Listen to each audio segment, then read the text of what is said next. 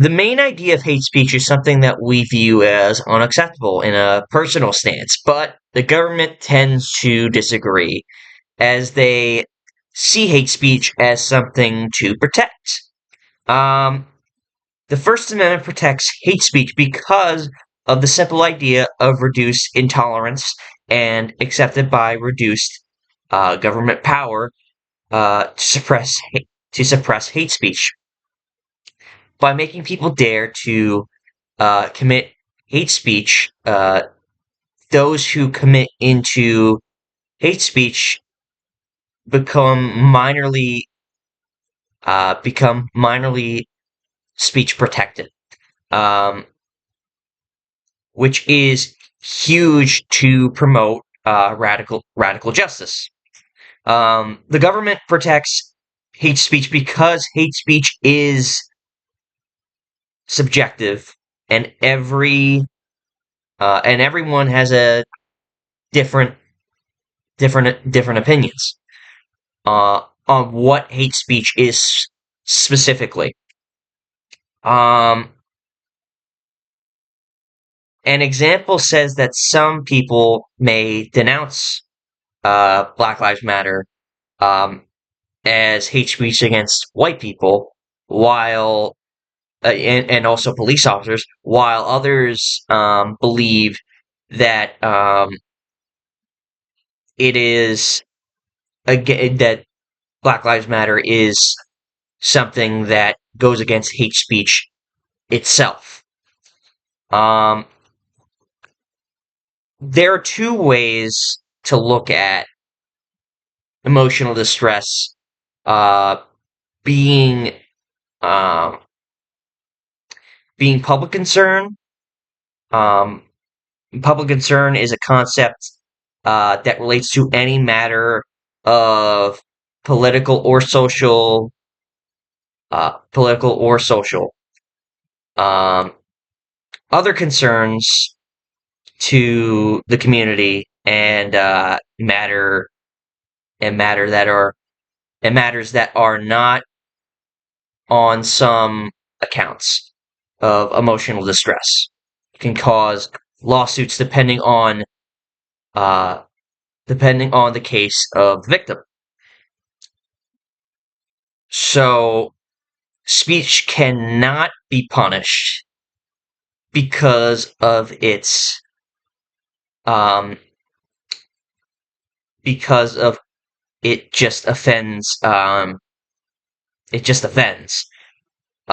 It has to be either something that is either a direct threat or something that threatens the person specifically directly.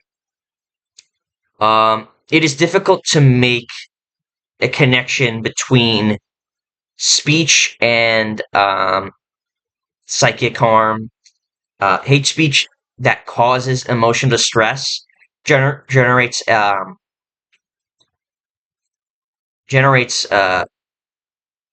public issues. Um, the idea of hate speech is protected by the government and is amended. The belief of someone not using someone else's preferred pronouns is something already, especially now, um, it is something that's not really 100% clear. And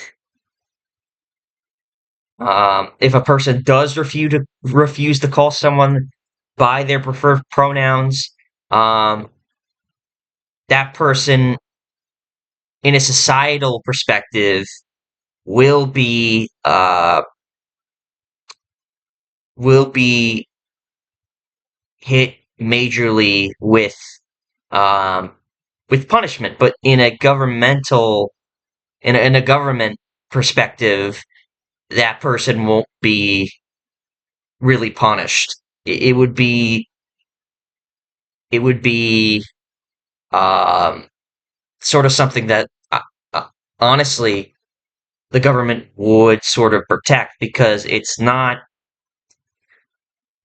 really a direct threat. Not calling someone their specific pronoun. It is a type of hate speech, but it isn't a direct threat to that person. It isn't something that permits the government's involvement to step in uh, and make this and hold this person accountable. Again, in a personal perspective, um, in a personal perspective, and in a societal perspective, that person will face repercussions. That person will face, um, you know, people yelling at this person because, uh, he or she did not call this other person by their preferred pronouns. So, um, in conclusion, the government protects hate speech under the First Amendment due to the belief of uh, restricting such speech would limit personal freedoms and increase government control. However, the challenges lie in the subjective nature of um, what hate speech is, uh, with varying options depending on the individual, the perspectives, and the the the societal views, um, or the social views. My bad, the social views. While emotional distress caused by speech can be sometimes illegal consequences, sorry, led to legal consequences, the government typically permits speech unless it directly uh, incites imminent harm or violence.